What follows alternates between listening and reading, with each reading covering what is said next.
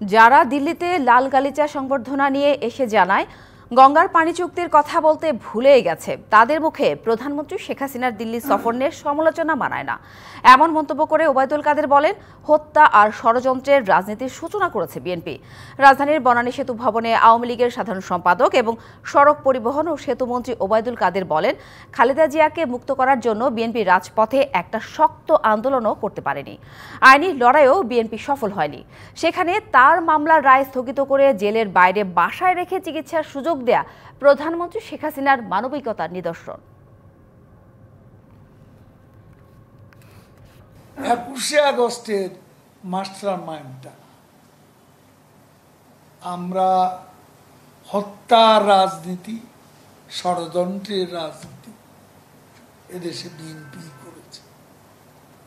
আমরা ষড়যন্ত্র আর হত্যার শিকার হয়েছি।